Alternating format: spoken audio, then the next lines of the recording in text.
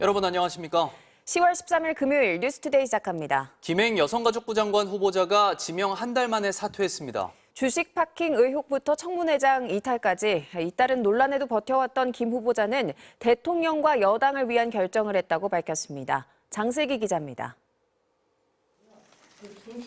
여성가족부 장관 후보자로 지명된 지 30일 만에 김행 후보자가 자진 사퇴했습니다. 김 후보자는 입장문을 내고 늦게까지 강서구 보궐선거를 지켜봤다며 선당 후사의 자세로 사퇴를 결심했다고 밝혔습니다. 지명 당시부터 여가부 폐지를 앞세운 김 후보자. 여성가족부는 해체하겠다라는 것이 대선 공약이었기 때문에 아주 드라마틱하게 엑시트하겠습니다. 논란의 시작은 김건희 여사와의 친분설이었습니다. 처음에는 너무 먼 그대라며 가짜뉴스라고 해명했지만 여러 전시회에서 함께 촬영했던 사진이 잇따라 나오자 말이 바뀌었습니다. 과거 청와대 대변인으로 임명될 때 백지 신탁을 피하려 신우이에게 이른바 주식 파킹을 했다는 의혹. 여기에 경영권과 관련한 배임 의혹, 여성 혐오 기사 논란이 줄을 이었습니다. 김 후보자는 출근길 문답도 돌연 중단한 채 청문회장에서 낱낱이 밝히겠다고 장담했지만 부실한 자료 제출로 논란을 자초했습니다. 너무 심각한 문제예요. 그러면 고발하세요. 급기야 여당 의원들을 따라 청문회장을 떠나 돌아오지 않는 초유의 상황으로 치달았습니다. 청문회 파행 이후 김 후보자는 오전까지도 해명 자료를 내가며 버텼지만 선거 후폭풍을 견디지 못한 것으로 보입니다. MBC 뉴스 장슬기입니다. 서울 강서구청 보궐선거가 민주당의 압승으로 끝났죠. 국민의힘은 패배 원인을 냉철하게 분석해서 총선 승리를 위한 특단의 대책을 마련하겠다고 밝혔습니다. 윤수환 기자입니다. 17.15%포인트의 격차 패배는 충격적이었습니다. 폭삭 망했다, 역대급 참패, 수도권 민심을 확인한 계기라는 반응이 나왔습니다. 한마디로 망했죠. 네, 폭망입니다. 국민의힘 지도부는 결과를 겸허히 받아들인다며 내년 총선 승리를 위한 특단의 대책을 강구하겠다고 밝혔습니다.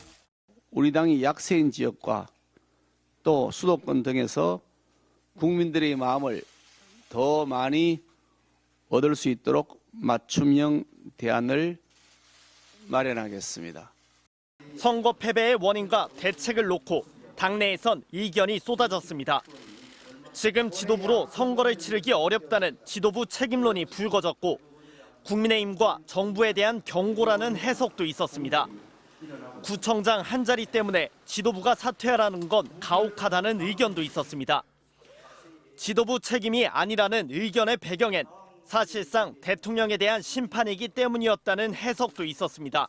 보궐선거를 만든 당사자가 다시 나왔다는 것이 유권자들의 선택을 받지 못한 제일 큰 요인이 아닌가. 자칫 정권의 오만함으로 국민들이 비친 것은 아닌지.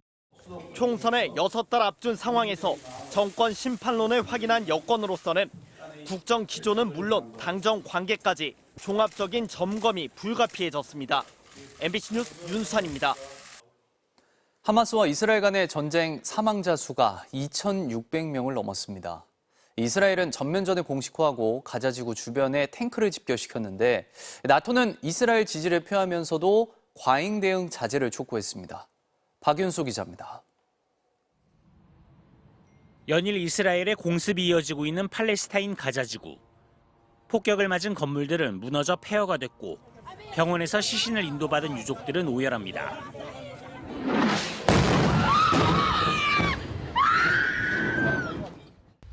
이스라엘 시가지에도 로켓이 떨어져 자동차는 벌집처럼 구멍이 뚫렸고 공포에 질린 시민들은 주저앉아 울음을 터뜨립니다.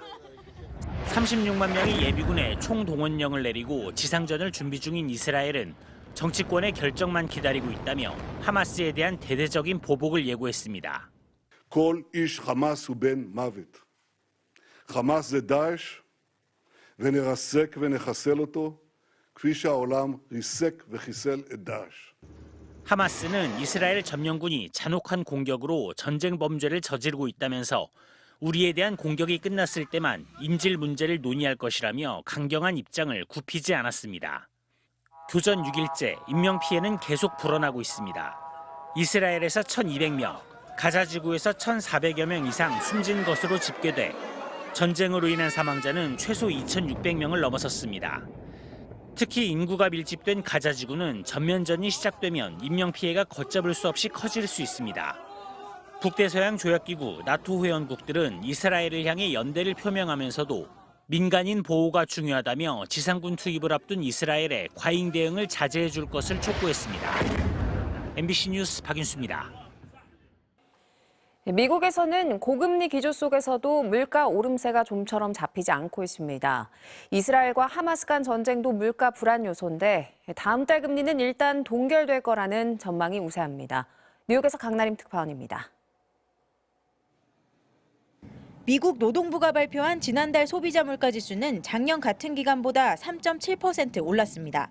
지난 8월과 같은 수준의 상승률을 기록한 건데 전문가 예상치를 살짝 웃돌았습니다.